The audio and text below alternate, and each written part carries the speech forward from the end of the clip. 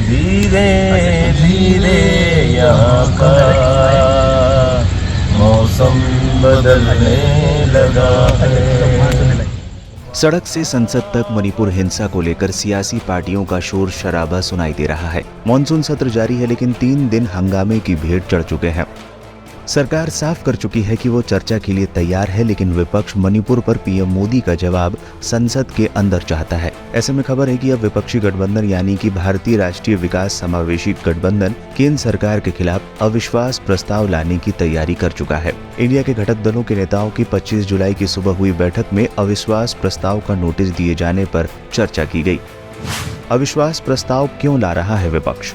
मोदी सरकार बहुमत में है तो विपक्ष संसद में अविश्वास प्रस्ताव क्यों लाना चाहता है, पहले ये समझ लीजिए। सूत्रों की माने तो पीएम मोदी पर संसद के भीतर बयान देने का दबाव बनाने के कई विकल्पों पर विचार किया गया। बैठक में फैसला लिया गया कि अविश्वास प्रस्ताव ही सबसे कारगर रास्ता होगा, जिसके जरिए सरकार को इस मुद्दे पर चर्चा के लिए विवश किया जा सकेगा। विपक्ष से जुड़े सूत्रों का ये भी कहना है कि राज्यसभा के भीतर भी मणिपुर के विषय को लेकर सरकार को घेरने का सिलसिला जारी रहेगा। ऐसे में यह माना जा सकता है कि सत्ताधारी दल पर दबाव बनाने के लिए अविश्वास प्रस्ताव लाने की तैयारी विपक्ष कर चुका है।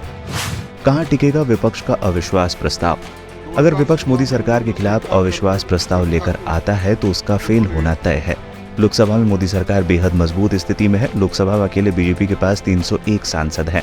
वहीं भाजपा ने गठबंधन यानी एनडीए के साथ 333 सांसद हैं। विपक्ष की बात करें तो उसके पास इसके आधे भी नहीं हैं। पूरे विपक्ष के पास कुल 142 लोकसभा सदस्य हैं, जिसमें सबसे ज्यादा 50 सांसद कांग्रेस के ही हैं।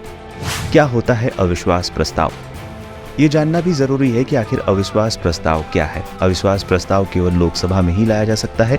नो कॉन्फिडेंस मोशन लाने के कई कारण हो सकते हैं। सदन का कोई भी सदस्य अविश्वास प्रस्ताव पेश कर सकता है। अगर लोकसभा में विपक्ष के किसी दल को लगता है कि मौजूदा सरकार के पास बहुमत नहीं है या फिर सरकार सदन में विश्वास खो चुकी है, तो वो अविश्वास प्रस्ताव ला सकता है। सदस्य को सुबह 10 बजे से पहले प्रस्ताव की लिखित सूचना देनी होती है और कम से कम 50 सांसद को प्रस्ताव स्वीकार करना होता है। इसके बाद स्पीकर प्रस्ताव पर चर्चा की तारीख तय करते हैं।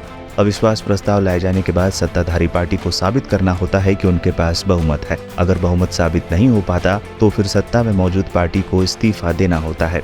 आखिर में आपको बता दें कि आजादी के बाद से लोकसभा में 27 अविश्वास प्रस्ताव लाए गए हैं। प्रधानमंत्री के रूप में इंदिरा गांधी को सबसे अधिक अविश्वास प्रस्तावों का सामना करना पड़ा है। साल 1962 के युद्ध में चीन से हारने के तुरंत बाद अगस्त 1963 में कांग्रेस नेता आचार्य कृपलानी द्वारा प्रधानमंत्री जवाहरलाल नेहरू के खिलाफ पहला अविश्वास प्रस्ताव लाया गया था। हालांकि ये प्रस्ताव फेल हो गया था।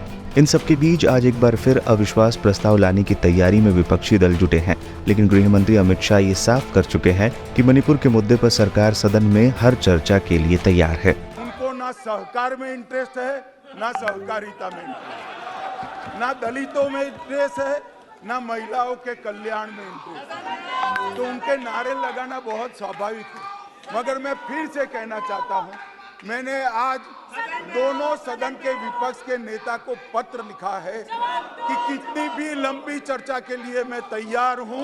सरकार को कोई डर नहीं है। चर्चा जिसको करनी है मणिपुर पर, वो चर्चा करने आए।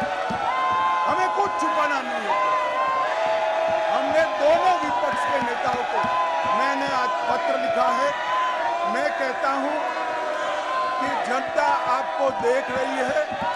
चुनाव में जाना है, जनता के खौफ को ध्यान में रखे और मणिपुर जैसे संवेदनशील इश्यू पर चर्चा के लिए उचित माहौल सदन में बनाइए, ऐसी मेरी विनती है।